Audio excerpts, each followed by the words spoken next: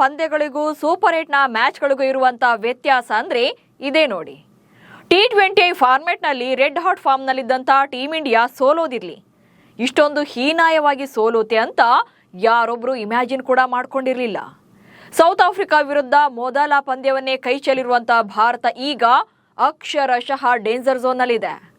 2024ರ final ಸೋಲಿನ ಸೇಡು ತೀರಿಸಿಕೊಂಡಿರುವಂಥ ಹರಿಣ ಪಡೆ ಈಗ 2026ರ ಸೆಮಿಸ್ ಟಿಕೆಟ್ನು ಕೂಡ ಕಿತ್ತುಕೊಳ್ಳೋ ರೇಂಜ್ಗೆ ಪರ್ಫಾರ್ಮ್ ಮಾಡಿದ್ದಾರೆ. ಭಾನುವಾರ ನರೇಂದ್ರ ಮೋದಿ ಸ್ಟೇಡಿಯಂನಲ್ಲಿ ನಡೆದ ಸೂಪರ್ 8 ಪಂದ್ಯದಿಂದ ಭಾರತಕ್ಕೆ ಆಗಿರುವಂತ ಡ್ಯಾಮೇಜ್ ಎಂಥದ್ದು ಅನ್ನೋದನ್ನ ಈ ವಿಡಿಯೋದಲ್ಲಿ ಹೇಳ್ತೇನೆ. ನಾನು ಶಾಂತ, ನೀವು ಸುದ್ಯಾನದ ಸಬ್ಸ್ಕ್ರೈಬರ್ ಆಗೋದಿಕ್ಕೆ ಮರಿಬೇಡಿ. ಬೌಲಿಂಗ್ ಎಕ್ಸ್ಪೆನ್ಸಿವ್ ಆಯ್ತಾ, ಅಥವಾ ಮಿಸ್ಫೀಲ್ಡ್ ಹೊಡೆತ ಕೊಡ್ತಾ, ಬ್ಯಾಟಿಂಗ್ ಕೈ ಕೊಡ್ತಾ, ಅಥವಾ ಕ್ಯಾಪ್ಟನ್ಸಿ ಮಿಸ್ ಹೊಡಿತಾ ಅಂದ್ರೆ ಎಲ್ಲವೂ ಅಂತಾನೆ ಹೇಳಬೇಕು. ಯಾಕಂದ್ರೆ ಸೌತ್ ಆಫ್ರಿಕಾ ಪರ್ಫಾರ್ಮೆನ್ಸ್ನು ಕೂಡ ಅಪ್ರಿಷಿಯೇಟ್ ಮಾಡಲೇಬೇಕು. ಭಾನುವಾರ ನರೇಂದ್ರ ಮೋದಿ ಕ್ರೀಡಾಂಗಣದಲ್ಲಿ ನಡೆದ ಭಾರತ ವರ್ಸಸ್ ಸೌತ್ ಆಫ್ರಿಕಾ ನಡುವಿನ ಸೂಪರ್ 8 ಪಂದ್ಯದಲ್ಲಿ ಭಾರತ ಸೋತಿದೆ, ಅದು ಕೂಡ ಅತ್ಯಂತ ಹೀನಾಯವಾಗಿ. ಪಂದ್ಯಕ್ಕೂ ಮುನ್ನ ಟಾಸ್ ಗೆದ್ದಂತ ಸೌತ್ ಆಫ್ರಿಕಾ ಬ್ಯಾಟಿಂಗ್ ಅನ್ನ ಚೂಸ್ ಮಾಡ್ಕೊಳ್ತಾರೆ. ಭಾರತದ ಬೌಲಿಂಗ್ ಚೆನ್ನಾಗಿ ಆರಂಭವಾಗುತ್ತೆ, ಪವರ್ ಪ್ಲೇನಲ್ಲೇ ವಿಕೆಟ್ಸ್ ಕೂಡ ಬರುತ್ತೆ. ಈ ಆರಂಭ ನೋಡಿದಾಗ ಈ ಪಂದ್ಯವನ್ನು ಕೂಡ ಭಾರತ ಗೆಲ್ಲುತ್ತೆ ಅಂತಾನೆ ಅನಿಸ್ತಾ ಇತ್ತು. ಆದ್ರೆ ಅಸಲಿ ಆಟ ಆಮೇಲೆ ಶುರುವಾಯಿತು. ಕಿಲ್ಲರ್ ಆದ ಮಿಲ್ಲರ್, ಭಾರತೀಯ ಬ್ಯಾಟರ್ಗಳ ಪರೇಡ್. ಬ್ಯಾಟಿಂಗ್ಗೆ ಇಳಿದಂತ ಸೌತ್ ಆಫ್ರಿಕಾಗೆ ಆರಂಭ ಅಷ್ಟು ಚೆನ್ನಾಗಿ ಸಿಕ್ಕಿರಲಿಲ್ಲ. ಆದ್ರೆ ಡೇವಾಲ್ಡ್ ಬ್ರೇವಿಸ್ ಮತ್ತು ಡೇವಿಡ್ ಮಿಲ್ಲರ್ ಅವರ ಪಾರ್ಟ್ನರ್ಶಿಪ್ ಸಖತ್ತಾಗಿ ವರ್ಕೌಟ್ ಆಯಿತು. ಜೊತೆಗೆ ಟ್ರಿಸ್ಟನ್ ಸ್ಟಬ್ಸ್ ಅವರ ಫಿನಿಶಿಂಗ್ ಕೂಡ ಸೂಪರ್. ಹೀಗಾಗಿ ಸೌತ್ ಆಫ್ರಿಕಾ 20 ಓವರ್ಗಳಲ್ಲಿ 187 ರನ್ಗಳನ್ನ ಕಲೆ ಹಾಕಿತ್ತು. ಈ ಟಾರ್ಗೆಟ್ ಅನ್ನ ಬೆನ್ನತ್ತಿದಂತ ಭಾರತದ ಬ್ಯಾಟರ್ಗಳು ಅಕ್ಷರಶಃ ಪೆವಿಲಿಯನ್ ಪರೇಡ್ ನಡೆಸಿದ್ರು. ಶಿವಮ್ ದುಬೆ 47 ರನ್ ಗಳಿಸಿದ್ದು ಬಿಟ್ರೆ ಉಳಿದವರೆಲ್ಲ ಬಿಲೋ 20ಯಲ್ಲೇ ವಿಕೆಟ್ ಒಪ್ಪಿಸಿದ್ರು. ಪರಿಣಾಮ 18.5ನೇ ಓವರ್ನಲ್ಲೇ ಭಾರತ 111 ರನ್ಗಳಿಗೆ ಆಲ್ಔಟ್ ಆಯಿತು. ಬ್ಯಾಟಿಂಗ್ ಹಾಗೆ ಬೌಲಿಂಗ್ನಲ್ಲಿ ಸಾಲಿಡ್ ಪ್ರದರ್ಶನ ನೀಡಿದ ಸೌತ್ ಆಫ್ರಿಕಾ ಬರೋಬ್ಬರಿ 76 ರನ್ಗಳಿಂದ ಅಂದ್ರೆ ಬಿಗ್ ಮಾರ್ಜಿನ್ ಇಂದ ಪಂದ್ಯವನ್ನ ಗೆದ್ದುಕೊಂಡ್ರು.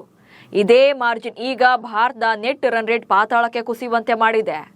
ಜೊತೆಗೆ ಸೆಮಿಸ್ ಟಿಕೆಟ್ ಫೈಟ್ಗೂ ಕೂಡ ಆತಂಕ ಶುರುವಾಗಿದೆ. ಗ್ರೂಪ್ 1 ನಲ್ಲಿ 4 ತಂಡಗಳಿದ್ದು ತಲಾ 3 ಪಂದ್ಯಗಳನ್ನು ಆಡ್ತಾರೆ. ಟಾಪ್ 2 ನಲ್ಲಿ ಬಂದವರು ಸೆಮಿಸ್ಗೆ ಹೋಗ್ತಾರೆ. ಆದ್ರೆ ಮೊದಲ ಪಂದ್ಯದಲ್ಲೇ ಭಾರತ ಬಿಗ್ ಮಾರ್ಜಿನ್ ಇಂದ ಸೋತಿರೋದ್ರಿಂದ ಉಳಿದ 2 ಪಂದ್ಯಗಳಲ್ಲಿ ಭಾರಿ ಅಂತರದಿಂದ ಗೆಲ್ಲಬೇಕಾಗುತ್ತೆ. ಯಾಕಂದ್ರೆ ಸೌತ್ ಆಫ್ರಿಕಾ ವಿರುದ್ಧ 76 ರನ್ಗಳ ಸೋಲು, ಜೊತೆಗೆ ಆಲ್ ಔಟ್, ಅದು ಅಲ್ಲದೆ ಓವರ್ಗಳನ್ನು ಕೂಡ ಕಂಪ್ಲೀಟ್ ಮಾಡಿಲ್ಲ. ಸೊ ಇದೆಲ್ಲವೂ ಕೂಡ ಎಫೆಕ್ಟ್ ಆಗುತ್ತೆ. ನೆಕ್ಸ್ಟ್ ಜಿಂಬಾಬ್ವೆ ಮತ್ತು ವೆಸ್ಟ್ ಇಂಡೀಸ್ ವಿರುದ್ಧ ತಂಡವನ್ನ ಸೋಲಿಸಬೇಕು, ಹಾಗೆ ಭಾರತ ಗೆಲ್ಲಬೇಕಾಗುತ್ತೆ. ಆದ್ರೆ ಈ ಎರಡೂ ತಂಡಗಳು ಕೂಡ ತುಂಬಾನೇ ಡೇಂಜರಸ್ ಆಗಿವೆ. ಅದು ಅಲ್ಲದೆ ಬೇರೆ ತಂಡಗಳು 4 ಅಂಕವನ್ನ ಗಳಿಸಿ ಭಾರತಕ್ಕಿಂತ ಬೆಟರ್ ರೇಟ್ ಇದ್ರೆ ಅವರು ಸೆಮಿಸ್ಗೆ ಟಿಕೆಟ್ ಅನ್ನ ಪಡಿತಾರೆ. ಆಗ ಭಾರತ ಟೂರ್ನಿಂದಲೇ ಹೊರಬೀಳ್ಬೇಕಾಗುತ್ತೆ. 7 ರನ್ನಿಂದ ಸೋತು 76 ರನ್ಗಳಿಂದ ಸೋಲಿಸಿದ ಸೌತ್ ಆಫ್ರಿಕಾ. ಭಾನುವಾರ ಸೌತ್ ಆಫ್ರಿಕಾ ನಿಜಕ್ಕೂ ಕೂಡ ರಿವೆಂಜ್ ಮ್ಯಾಚ್ ಆಡಿದೆ. ಅದು ಕೂಡ 2024ರ T20 ವಿಶ್ವಕಪ್ ಫೈನಲ್ ಪಂದ್ಯದ ಸೇಡು. ಹಾಗೆ ನೋಡಿದ್ರೆ 2024ರ T20 ವಿಶ್ವಕಪ್ ಫೈನಲ್ ಹಾಗೆ ಈಗ 2026ರ ಸೂಪರ್ 8 ಮ್ಯಾಚ್ ಅಲ್ಲಿ ಸಿಮಿಲಾರಿಟೀಸ್ ಜಾಸ್ತಿನೇ ಇದೆ. 2024ರ ಫೈನಲ್ ಪಂದ್ಯದಲ್ಲಿ ಸೌತ್ ಆಫ್ರಿಕಾ 2 ಇನ್ನಿಂಗ್ಸ್ಗಳಲ್ಲಿ ಆಲ್ಮೋಸ್ಟ್ 35 ಓವರ್ಗಳನ್ನ ಡಾಮಿನೇಟ್ ಮಾಡಿದ್ರು. ಆದ್ರೆ ಬೌಲಿಂಗ್ ನಲ್ಲಿ ಕೊನೆಯ 5 ಓವರ್ಗಳಲ್ಲಿ ಭಾರತ ಮ್ಯಾಚ್ ಅನ್ನ ಕಂಟ್ರೋಲಿಗೆ ತಗೊಂಡು 7 ರನ್ಗಳಿಂದ ಪಂದ್ಯವನ್ನ ಗೆದ್ದುಕೊಂಡಿದ್ರು. ಆ ಮ್ಯಾಚ್ ತುಂಬಾನೇ ಕ್ಲೋಸ್ ಗೇಮ್ ಆಗಿತ್ತು.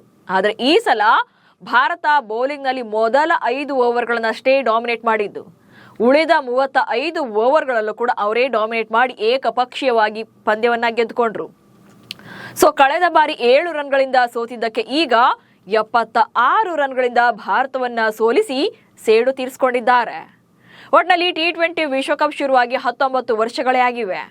ಈ 19 ವರ್ಷಗಳಲ್ಲಿ 10ನೇ ಟೂರ್ನಿಯ ವಿಶ್ವಕಪ್ ನಡೀತಾ ಇದೆ. ಈಗ ಈ ಟೂರ್ನಿಗಳಲ್ಲಿ ಟೀಮ್ ಇಂಡಿಯಾ ಒಮ್ಮೆಯೂ ಕೂಡ 50ಕ್ಕಿಂತ ಹೆಚ್ಚಿನ ರನ್ಗಳ ಅಂತರದಿಂದ ಸೋತೇ ಇರಲಿಲ್ಲ.